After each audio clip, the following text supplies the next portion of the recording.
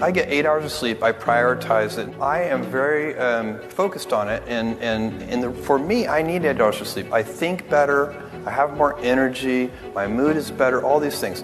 And think about it. As a senior executive, you get paid to make a small number of high-quality decisions, and they should just be as high quality as I can make them.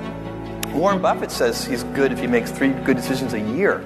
It is a sure sign that you're going to end up in a great place when you give great detail to little things. Excellence doesn't start when the lights come on. Excellence doesn't start when the crowd gathers. Excellence doesn't come when everybody's watching.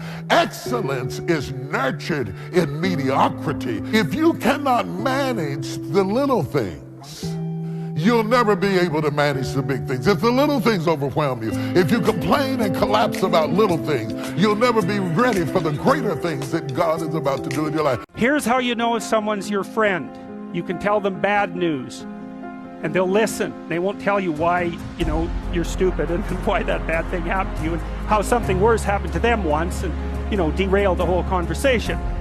You can actually tell them bad news and they'll listen. This is a weirder thing. You can tell them good news and they'll help you celebrate. And that's a really good way of deciding who you should have around you. You don't trust that someone's never going to betray you. You just trust that you'll be able to handle it if they do. That you'll be able to walk away.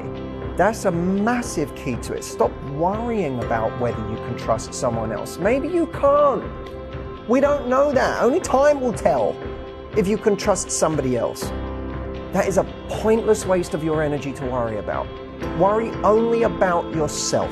One thing I learned in life, you can never bring somebody up if they don't want to go up. You can't. No matter how good you think you are, no matter how much you want to tell them, you could help them. If they don't want to go up, there's nothing you can do. 100%. But the reverse is not true.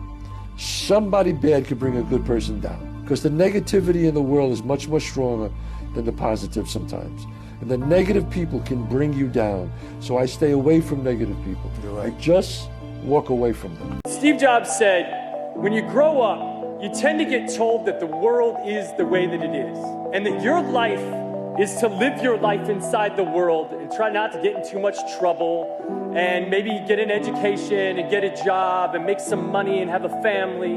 But life can be a lot broader than that when you realize one simple thing, and that is that everything around us that we call life was made up by people that are no smarter than you.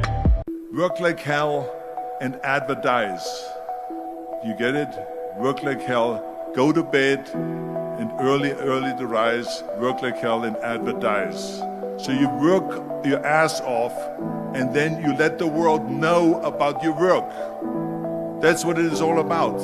Let people know. If you have a company, if you have a movie, if you do sports, work your ass off, but then advertise and let everyone know. If there is something that you feel is good, something you want to do, something that means something to you, try to do it. Because I think you can only do your best work if you're doing what you want to do, and if you're doing it the way you think it should be done. So don't let idiots talk you out of something that you think is good. When you're grateful, you can't be worried. You can't be fearful. When you're grateful, you can't be angry. And anger and fear are what screw people up most in their relationships, in their life, in their business. So I wire myself. I was saying to you that most people want to be happy, but their habit is to be worried or pissed off or frustrated or stressed. And so they've got a highway to stress and they got a dirt road to happiness. So I wire myself. I've got a highway to gratitude, which changes all your emotions. I think we've been hypnotized and conditioned into becoming materialists.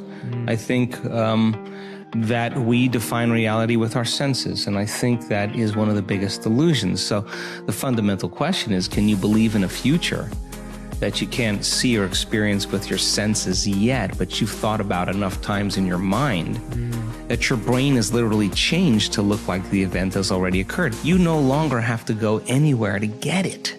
Now it begins to come to you. You become the vortex or the magnet to your destiny.